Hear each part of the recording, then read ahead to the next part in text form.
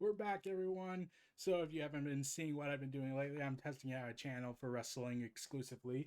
But we're going to come back to the main channel to talk about more of death metal. And we got the art germ variant for issue number 5. And if you've noticed on the video, you'll see that she's wearing green armor with the gold. But in this one, she's wearing black armor. So, apparently, they made a last minute edit to art germ's variant. I don't know why, because Batman. I don't know. Kind of like the green armor, it made her stand out a little bit more, other than her being dark, other than her wearing black armor, because of course. So when we last left in the main title, everything kind of went to hell and back. So last time we saw everything going on in both the tie-ins and the main event, that well, the Batman Who Laughs has won. He is now omnipotent, and now he's currently off on a mission to battle Perpetua. And meanwhile, he's also hanging out with the Robin King, and he's leading a horde of Robin goblins. Yeah, so it looks like they're all screwed. So we cut off to where the Robin King last showed up, with the heroes down and out. I know, I know. This is the part where you're expecting someone to give you a pep talk. Hi! I could do it if you want. I could use the one Wonder Woman gave on my world. See, I had them all down and out, all the heroes, but then they gave this speech about never accepting an ending. Fighting like there's always tomorrow. And guess what? They won! Afterwards, the speech became famous, even heralded. Everyone learned it. Folks even gave Wonder Woman this Medal of Honor to it. So, yeah, so Robin King revealed a medal that uh, shows the Medal of Honor for Wonder Woman for honor and courage. Courage, honor. But then he reveals this dark reality. I mean, I already booby trapped the medal with Godkiller sword needles, so it killed her, and then the world fell to me. But that speech, whoo! Here, start like this. I'll try to do your voice as he continues to mock Wonder Woman, and she tries to get up to fight. Sisters, brothers, today, Robin King. You can kill them soon enough. Diana gets back up along with the rest as she proclaims, "No! Fight us here, coward! Now! Ha! I am the Batman who laughs! Also the Batman Hatton. But I could kill you all and end this story right then and there, but the plot requires me to go kill Perpetua first, even though I could do both. The fight is long over, Diana. You lost the moment you struck me. Now, if you'll excuse me, I have a god to kill. Castlebat, hold them until it's time. Yes, my lord. Revealing the ultimate Batman giant city of Castlebat, because of course. I mean, it can't be anything else, right? So, yeah. Castlebat can apparently turn himself into a giant Batman. And, yeah. Harley Quinn is the only one that is commenting on the absurdity of the situation, while Diana leads and says, "Everyone, take a limb!" Superman fires his Omega beams, because that's apparently what he has now. "I'm not doing any damage!" "Me neither!" Swamp Thing proclaims, there's rot force in the bricks."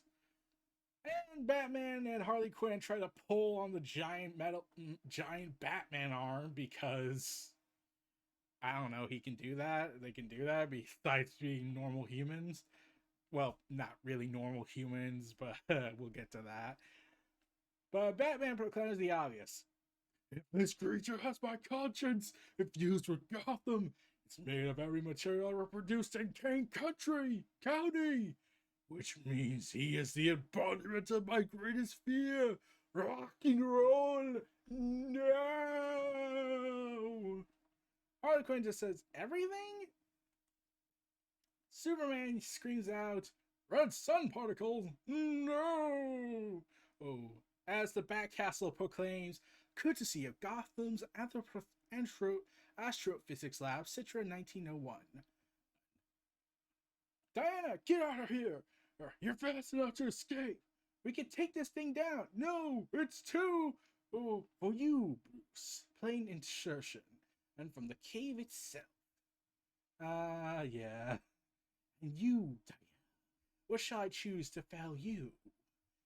The mad monk's lair held all sorts of items from Hephaestus' tongues us to entropathic gems.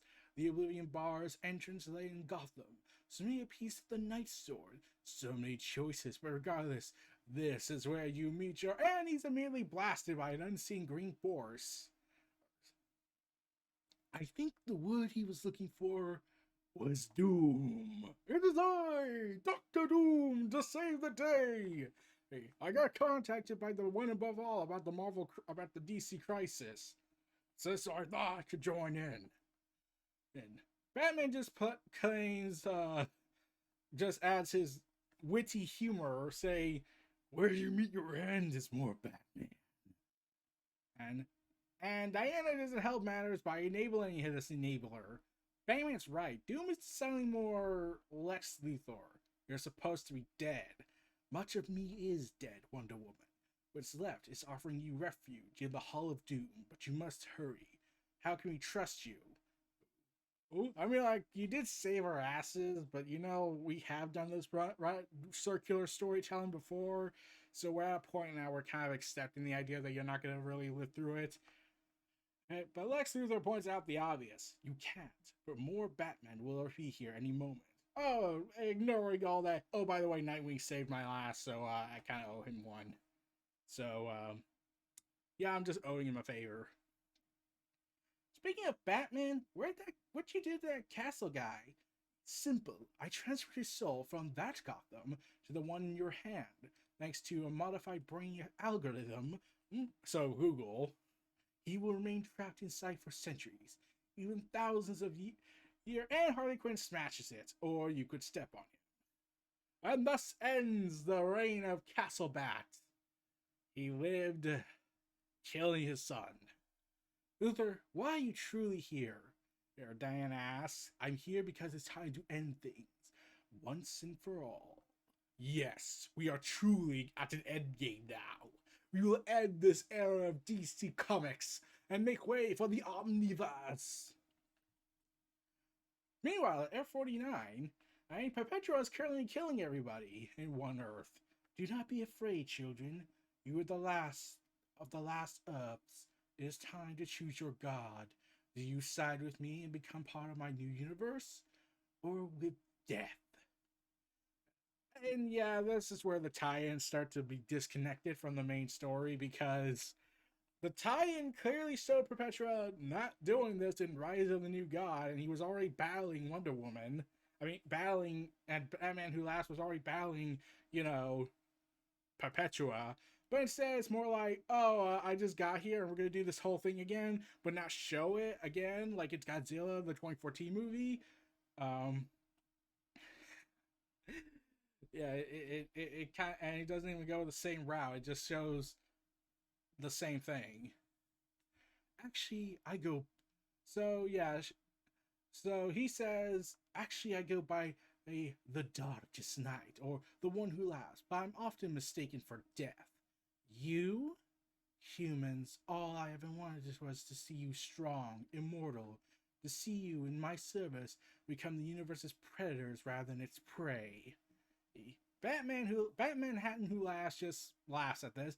If that's all you want, I should be your favorite son. I mean, I am here to kill you and your whole race.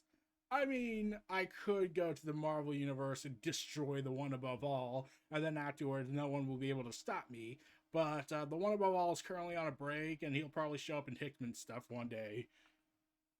So anyways, the great cosmic battle has begun! Again. With Lex Luthor commenting, it has begun. Soon, the one who laughs will kill Perpetua, and once she's dead, he'll finish using our fears to build his own nightmare multiverse. When he's done, he'll kill us all and surround this empty Earth, the core of our reality, with his own versions. Right now, though, he still has only a handful of baby worlds. We need to act if you'll hear me out. There's a part of me that doesn't, Want to listen to anything you have to say, Luthor? You're the one who freed Perpetua. So much this is your doing. We're seeing what's happened to you. Say your piece. Yeah. How do we get more crisis energy? If anyone thinks big, it's you. That's just it, though. My proposition is, for once, is that we don't think big. We think small. What are you talking about? I'm talking about smallness, Superman. I was born in a place named for it. Smallville, Kansas. I will go into my life story, and then we will talk about the meaning of life. When I was a boy, one of my favorite things was to run down to the planetarium in the Science Museum. My home life was not happy, and so the planetarium was my escape. They showed the same film every day, all about the birth of the galaxy, the Big Bang, the formation of the stars, the planets, life itself, all the way to Smallville. I loved it. It made me feel like a tiny part of this epic story of life. One day, though, the projectionist, he loaded the film wrong, and it played in reverse. Instead of starting at the beginning, the story started now and worked backwards. Everything was unmade. Human life, the Earth, the galaxy, until there was nothing left but a speck. And then at the end, that title, The Great Beginning. At home, I told my father about the incident, and after yelling at me for interrupting his work, he told me that watching the film that way was the better lesson anyhow. I asked him what he meant. He may explain how the solar system is doomed to end, swallowed by the sun, everything undone. Nothing matters, but now, he said, turning back to his work, so go make something of yourself. That night, I lay awake in my bed. For the first time, the smallness of my town, of my own existence, of everything, instead of comforting me, it scared me. The stars has made me feel part of the story. Now the story was too big, and it would go on without me, and I hated them. I wanted a cake, like an Alice in Wonderland, something I could eat and become big, bigger than everything. And I am become God! Even enough with this trip down memory lane, Luthor. What's your plan? We need crisis energy to fight that demon. The plan is this little bash. Talk about smallness crisis energy is looking in there. It looks like a ring box. You were posing as someone, Lobo? Don't get your hopes up. To win against Barbados, you used Mental X. Afterward, the monitor locked the shards away in different levels of reality. Say Dark Knight Metal Issue 7. Lobo, with his unique regenerative abilities, he's at badassness, brother, was one of the only beings who could attain them. The Batman who laughs, as is now more powerful than Barbados ever was, Luthor. Shards of 10th metal won't be enough. No, they won't. The only thing powerful enough to fight him with is the truth. What are you talking about? Ever since Perpetua was first locked away, key truths of our universe and our history have been hidden from us. Throughout time and space, at special moments, brave men and women have invented machines to seek the truth, to peer into the heart of reality, however terrifying. In these past months, I designed one such machine. The metal X-Shards are from the Forge of Worlds, and they can guide you there, so you can make this machine. I don't understand this machine. It will help us redirect crisis energy to us, so we can fight him? No. We are all the batteries for crisis energy, and it's opposite. Crisis energy is born of our fears, our anger, our desire to be big. It invites us to change history, to make the present more important. But anti-crisis energy is connective. It unites people through memory and history, reminding us how we are small, but part of one epic story. Build my machine and use it to unknot the timeline and restores everyone's memories. In doing so, you will connect us all to the truth and create a powerful stream of anti-crisis energy you might be able to use to fight him. So this is clearly the whole, we're going to make everything canon, and then we're going to throw the continuity system away and just say it's happening. But I used anti-crisis energy against Perpetua last time, and it didn't work. Crisis energy was more powerful by far. No, it wasn't. What are you? My God. It was my fault, wasn't it? I remember, she taunted me, told me that if I won using anti-crisis energy, everything would be brought to bear. All history would matter, time would unknot. many of us would be dead. You saw the truth, and it made you scared. And I was that day long ago. Yes, I hesitated, and I gave her the chance to regroup, call on the one who laughs. Ah, so what this basically says is that everything is Diana's fault for once. Way to go, Diana. You've done your business. So, Steve Trevor's dead because of her hesitation. Oh, man, Diana, you poor person. You. Oh, man. Oh, dear. Yeah, so I'm not saying Diana is not prone to making mistakes, but it's just insane that she fucked up to this degree out of fear. I mean, wasn't this the one who sacrificed her powers, blinded herself to get a little girl out of hell? I'm like, I could be wrong. Linkar probably knows more about that than me. But Lex Luthor reassures her, saying, Diana, look at me. I am the movie I saw in the Smallville Planetarium. Everything I built is gone, all my deeds exposed. But instead of trying to recreate the past, I am welcoming the future. It feels less like an ending than a great beginning. Yes. Yes. All my dark deeds have been exposed. Hashtag cancel Lex Luthor 2020. Because that's clearly what we're going for. Bruce, Clark, tell me the truth, please. And they frown and reveal the dark truth of their secrets that they hid in back in issue 3 a while back.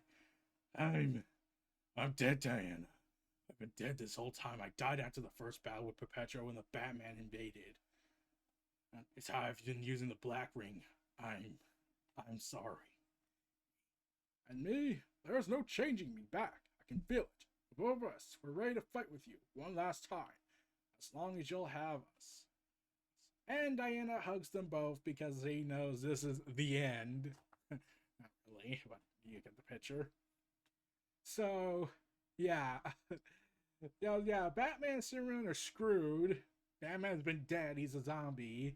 So, yeah, okay, so there was just something when I heard this, like, I get the reason why he had to have the Black Lantern ring, because he has to be dead, but, yeah, I just have a question. Why was there no indication why of indicating he was dead? Like, shouldn't there be, like, subtle hints other than him having the ring? Like, wouldn't it make sense to like show some decaying flesh or some some injury that seems old but no one could tell and they mistake it? Oh, it's probably just a history of battle scars, like in the in the Batman 3 Joker story in issue 1, they show all these scars on Batman, and from his history of crime fighting they could have easily mistaken that. They could have shown the injury that he sustained and thought, oh, he must have powered through it because he's freaking Batman. Now, Superman, that's a different matter. I kind of figured, like, pretty sure dumping into the fiery pits of apocalyptic fire, you're back in the last issue, was probably semantically making it worse, but, yeah. Diana reassures herself and reassures everyone saying this. I was wrong to think we could use crisis energy to restart the multiverse. Where reality we made, no matter how bright, would be built out of a desire to control its shape, we can't restart everything our way. We can't go back to the past. Yes, we cannot go back to the past. And we can't restart anything under our control. And plus, we have no lead editor, so really we have no rules.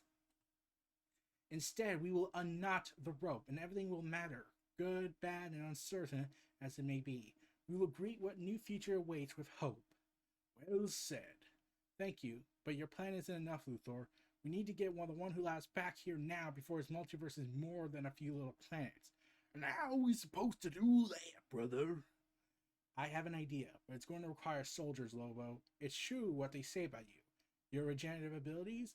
Oh, the rumors are true about me. Yeah, but yes, there's plenty of the main man to go around. Good, it's a start.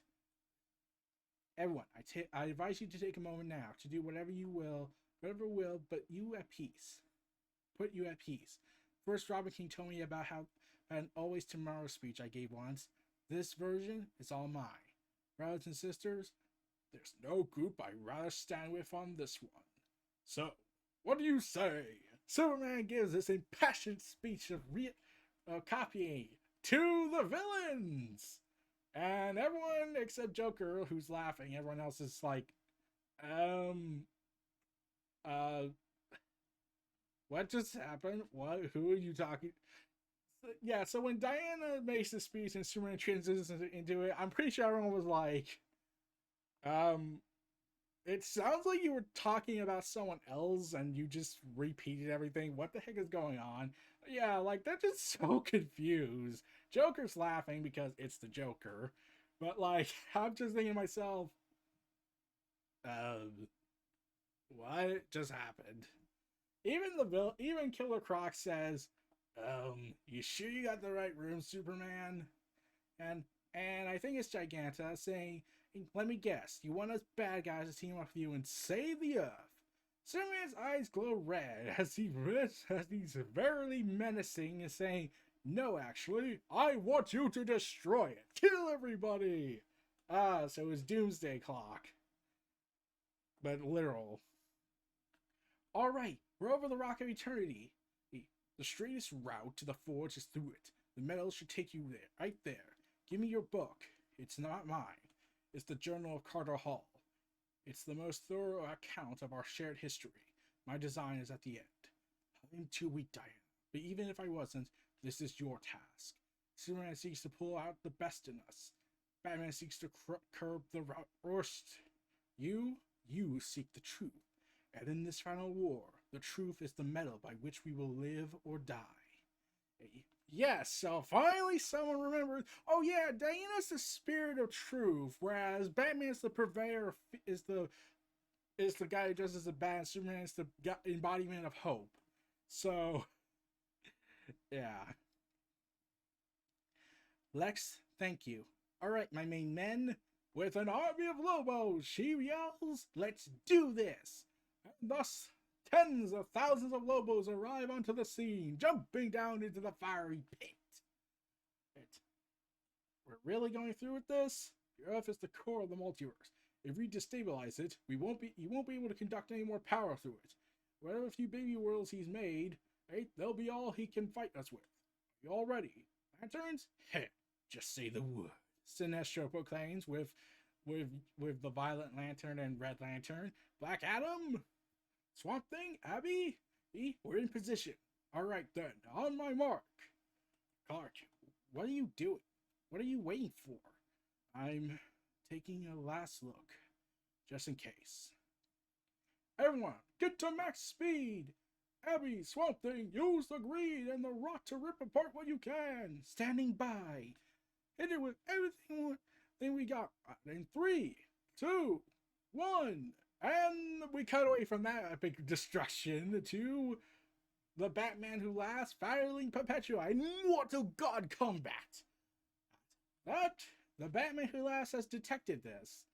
What in those fools? They're going to. You're not going anywhere, monster. We finish this here and now. Batman Who Laughs is pulled back to Perpetua to continue her fight with him, and I just now noticed the rings around her neck are planets. Okay, that's kind of cool. Well, but the Darkest Night proclaims, "My children, go stop them! Stop them!" So the Earth is currently tearing itself apart while Superman prepares his forces. He sent his evil Earths. I can sense them coming. Get prepared. Wait, what? Black Manta just screams out, "Brazil, still not prepared. I have a very sharp rock." Ah, yes, Penguin. That will clearly turn the tide in this battle. From here on out, we fight together. Every living being on this every being, living, dead, undead, we fight together. Better. Yes, that's clearly the most important thing we need to complain about. Also, we see Liberty Bell, we see, let's see, the original Blue Beetle. Oh, that's cool. Hawk, Hawk and Dove, the original Sandman. So a lot of the people he's resurrecting from the dead. But also, Batman, did you just turn into an SGW? I feel like you turned into an SGW. Like, it's the end of the universe as we all know it. And your main complaint is Superman not representing you. Okay. Everyone, let's show them what the real love can do. Yes, we will show rock and roll that we will destroy its way of life. Wait, what? I have a problem. Can we reboot that in the next crossover? Meanwhile, Sergeant Rock just yells out, "Hoorah!" Signal then reports, "Look, they're coming!" And we get an awesome page where it shows the Superman, the Nightwing, the Titans, everything in Greg Capullo's art style. Oil, Darna Troy, a Batgirl in her rebirth outfit. And it seems there's another Batman in the background with his 1960s design. Yeah, I don't get that. But anyways, the vortex, the skies rip asunder as planets start throwing itself towards the prime Earth. How many? Hey, it's Bluebird! Yeah, I haven't seen her in a long time. Only a few, I think. Wait, there are more behind those. How many? 3? 5? Not 6, right?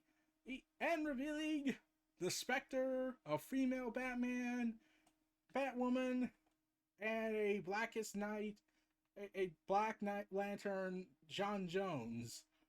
Where, okay, this is where the design starts to get a little confusing. So, Superman says, "Dear God."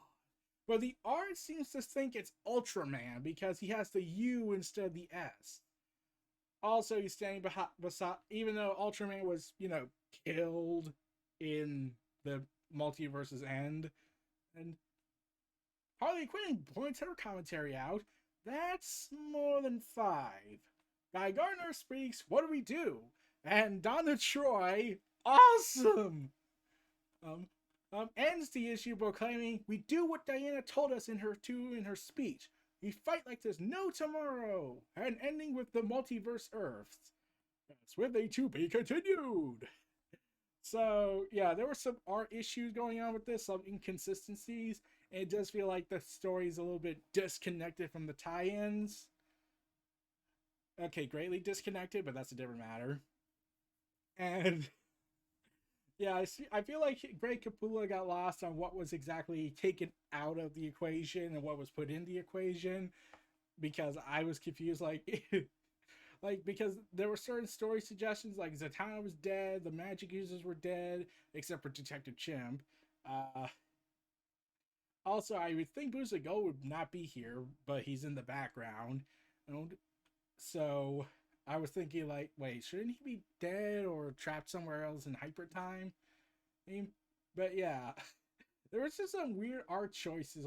There's more than several Supermen, and it's not even the Superman that we saw with Superman in space. So yeah, I was just confused. Also, the Penguin is clearly going to win this fight for everyone with his very sharp rock. He's clearly going to turn the tide. And this is just my personal preference, but I was freaking happy when I first read this, when Donna Troy got to end the issue, because it kind of makes sense since she's Diana's sister, so it kind of makes sense she would repeat the speech a little bit to an extent. But the fact that she got to end the issue on her terms, it was kind of fun, because Donna Troy is a character I really wish got her own series, but we can't have that because continuity is confusing, especially after this. It's probably gonna get worse. So yeah, this was a good issue for me. I enjoyed it for what it was. Love the variant. It's the best part of this. Is what I love, collecting the variants of Art Germ, because they're awesome artworks. So yeah, those were my thoughts on Dark Knight's Death Metal issue 5, the Anti-Crisis War. This was Neo Reality Entertainment. Feel free to like, comment, subscribe, donate, stay tuned for more, and I'll see you all next time. Take care, everyone.